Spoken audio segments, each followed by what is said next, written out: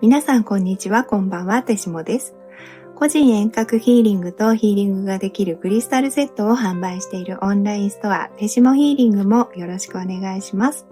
毎回私は何このクリスタルすごいと本当に感動したクリスタルをお話付きのヒーリングの回に選んでいますが、今回はまだ本番を行う前から今年最高傑作のエネルギーかもしれないと感じているヒーリングをお届けします。他のクリスタルと全く違うコンセプトを持つ、この漆黒の中に虹色のラメがきらめく魅惑的な外観のヌーマイトというクリスタルを使うんですが、この石のヒーリング効果はいつものように一律に説明することはできません。なぜかというと、個人個人のための魔法のような作用があるからです。エネルギーを受け取る人にとっての必要な変化が起きるようにスペースを用意して、そして最高最善の可能性を探り、その目を伸ばすように静かに促し見守ってくれます。もしこの石をお守りとして持っていたら、長期にわたって最高の魂を表現できるよう助けて導いてくれると思います。ヌーマイトは夏の終わり頃から調べ始めました。入手する前は何の知識もなく、均一に真っ黒な石だと思ってたんですが、実際はこのようなゴールドや虹色のラメっぽいものがたくさん入っているのを見て、単に外見だけで好みすぎてやられてしまいました。ちなみに和名だと核閃石という名前の鉱物グループの一種で、核閃石というのは断面が光る鉱物です。ヌーマイトもこれは磨いたタンブルなので分かりづらいんですが、線状に入ったクラックを見てみると、黒い断面もキラキラと光っています。黒い石はグラウンディング、つまり地球とのエネルギーのつながりを作る性質や、グラウンディングによる浄化、もしくは鉄分によるどっしりとした安定感を感じる石が多いんですが、ヌーマイトを持って瞑想して波動を感じてみた世界は全く違いました。何か見た目とも似てるんですけれども、真っ黒の暗闇の中に宇宙で最初に小さな星が光ったようなビジョンが見えてきて、その光がいくつか見え始め、その小さな光と闇ごと雲とか煙のように自分の中に湧き上がって広がってきている気がしました。気がしましたというのは、他のほとんどの石のような波動の体感がなくて、体には何も感じず、ただ本当に静かな世界の中で最初の魔法のランプをつけたような様子だったからです。波動が流れているとかそういう感じもなく、ただその少しキラキラする闇が広がっていきました。それはとっても心が落ち着く感じで、その場所からは何でも生まれるし、何も生まれなくてもいいし、という圧倒的な可能性や自由のようなものを感じました。あとはその少しキラキラしている真っ暗闇によって心にスペースができていて、現実で抱えている様々なことはその真っ暗闇の外に押し出されているようでした。こういったテスト瞑想を何日かやってみて、毎回どのチャクラに対応するのかも変わるし、少し印象が違うことが起こるんですが、共通して自分をスキャンされている感覚がありました。それはこちらの可能性と成長、停滞している部分を調べて、常に最善の方法を探して、本当に根源の部分から動かされている感覚で、もっと言うと時空を超えてまだ自我がなかった頃の自分から地道に動かされている感じなんです。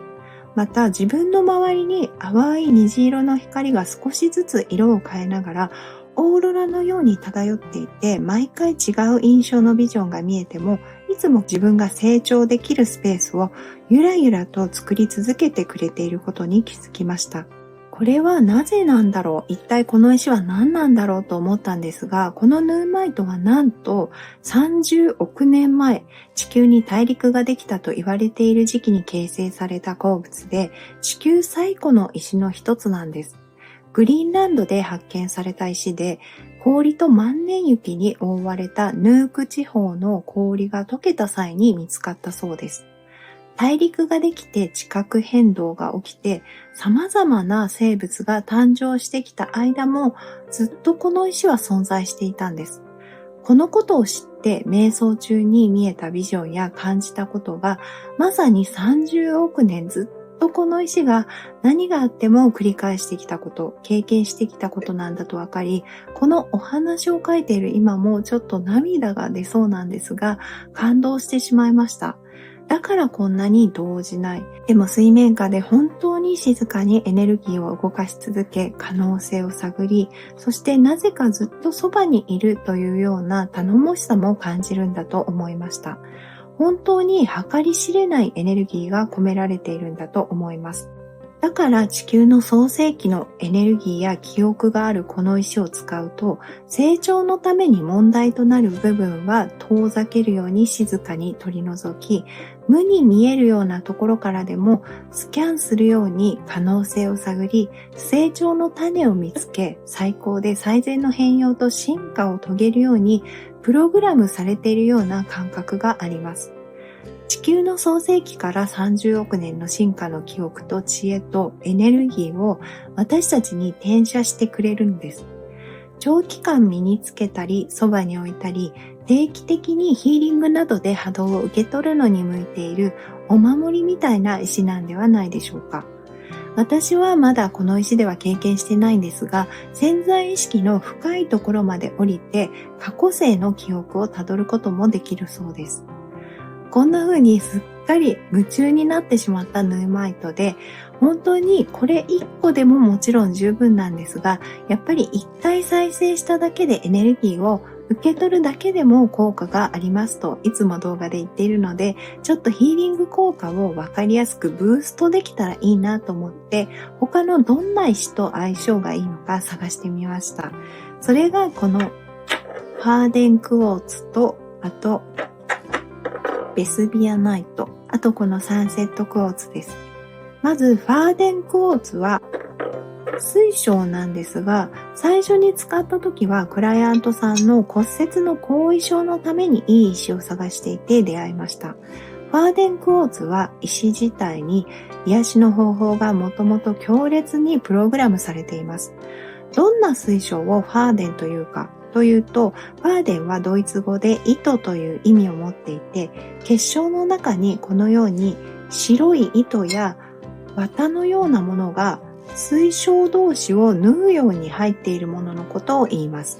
この糸のように見えるものは交渉の密度が高い時に衝撃で筋状にできた白い泡と考えられています。そしてその白い部分を核にして板のように連なって成長した水晶と言われていて、成長の過程で石自身が壊れて再生していることから再生や復活の象徴とされています。ヌーマイトと同じように地球の過去の変動を経験しているんです。瞑想やテストヒーリングをしていて頻繁に浮かんだ言葉がエネルギーの再構築という言葉で、実際体感でも波動が全身の体、チャクラからオーラまで一気に駆け巡り、エネルギーを動かし、構成し直されている感覚があります。それがかなり速い流れで起こって、それは体の内外を風があちこち通っているようで、とても心地がいいです。すべてのチャクラに対応しますが、常にどこかとどこかをつなごうとしている感じがあって、私の場合はクラウンチャクラにものすごい実際にピクピク頭頂部が動いていると感じるぐらい反応があって、クラウンチャクラとファーデンクォーツを持った手、クラウンチャクラとハート、クラウンチャクラとつま先、アーススターなど様々な組み合わせで通信経路をつなぎ合わされているのが分かりました。チャクラ同士の連携や通信を助けてエネルギー的な成長や回復、再生を促していると感じました。そのような組み合わせは無限ですから、そういった意味でファーデンクォーツも肉体や感情、スピリチュアルな再生や回復を行うための個人の魔法のような石と言えるかもしれません。また参考書籍によると、このクリスタルと共鳴することによって癒しの能力が活性化されたり増幅されたりするそうです。このファーデンクォーツを使っで、